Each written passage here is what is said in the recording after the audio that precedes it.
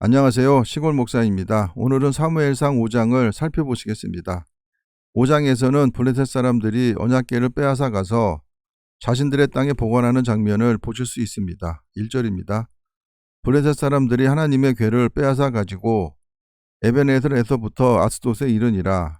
아스돗은 팔레스타인 북쪽에 있는 도시로 여호수아 시대에 유다 지파에 분배되었으나 정복하지 못했던 아낙 자손이 살던 땅입니다. 2절입니다. 블레셋 사람들이 하나님의 궤를 가지고 다곤의 신전에 들어가서 다곤 곁에 두었더니 바알 신의 아버지 신으로 불리던 다곤에게 언약궤를 예물로 바친 것 같습니다. 3절입니다. 아스돗 사람들이 이튿날 일찍이 일어나 본즉 다곤이 여호와의 궤 앞에서 엎드려져 그 얼굴이 땅에 닿았는지라. 그들이 다곤을 일으켜 다시 그 자리에 세웠더니 그 이튿날 아침에 그들이 일찍이 일어나 본즉 다곤이 여호와의 궤 앞에서 또다시 엎드려져 얼굴이 땅에 닿았고 그 머리와 두 손목은 끊어져 문지방에 있고 다곤의 몸뚱이만 남았더라. 이때 히브리 사람들의 생각에 머리는 생각, 지혜를 상징하고 손목은 활동 능력을 의미하였기에 머리와 손목이 끊어졌다는 것은 전투에서의 완전한 패배를 상징합니다.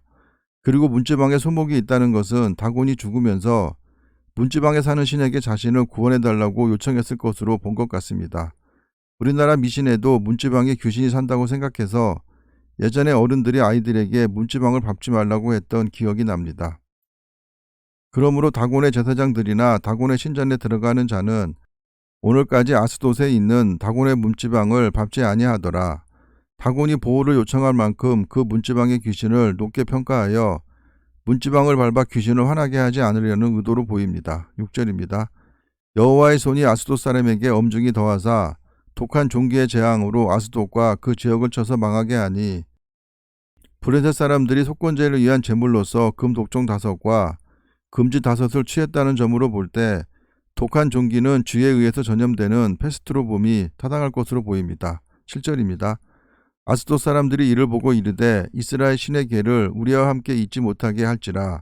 그의 손이 우리와 우리 신 다곤을 친다 하고 이에 사람을 보내어 블레셋 사람들의 모든 방백을 모으고 이르되 우리가 이스라엘 신의 궤를 어찌하랴 하니 그들이 대답하되 이스라엘 신의 궤를 가드로 옮겨가라 하므로 이스라엘 신의 궤를 옮겨갔더니 가드는 가나안의 도시였으나 여호수아에 의해 진멸되었습니다.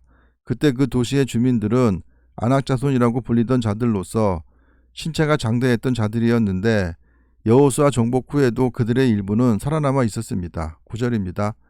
그것을 옮겨간 후에 여호와의 손이 심히 큰 환란을 그 성읍에 더하사 성읍 사람들의 작은 자와 큰 자를 다 쳐서 독한 종기가 나게 하신지라. 작은 자와 큰 자라는 말은 모든 백성을 가리키는 관용어입니다. 이에 그들이 하나님의 궤를 에그론으로 보내니라. 하나님의 궤가 에그론에 이른즉 에그론 사람들이 부르짖어 이르되 그들이 이스라엘 신의 궤를 우리에게로 가져다가 우리와 우리 백성을 죽이려 한다 하고 에그론은 다곤을 섬기지 않고 바알세불을 섬겼기에 하나님의 궤를 이곳으로 옮긴 것 같습니다. 11절입니다. 이에 사람을 보내어 블레셋 모든 방백을 모으고 이르되 이스라엘 신의 궤를 보내어 그 있던 곳으로 돌아가게 하고 우리와 우리 백성이 죽임을 면하게 하자 하니 이는 온 성읍이 사망의 환란을 당함이라. 거기서 하나님의 손이 엄중하심으로 죽지 아니한 사람들은 독한 종기로 치심을 당해 성읍의 부르짖음이 하늘에 사무쳤더라. 사무엘상 5장에서 우리는 언약궤를 탈취한 블레셋 족속에게 하나님께서 악한 종기로 치셨음을 볼 수 있었습니다. 이러한 하나님의 살아계심과 능력을 체험하고도 그 시대의 이스라엘이 우상을 숭배했다는 것은 거의 기적에 가깝다고 할 수 있을 것입니다. 그래서 사람은 기적이나 이적을 체험한다고 해서 믿음이 생기는 것이 아니고 믿음은 오직 하나님의 은혜로서만 생겨난다는 것임을 다시금 깨닫게 해줍니다. 감사합니다.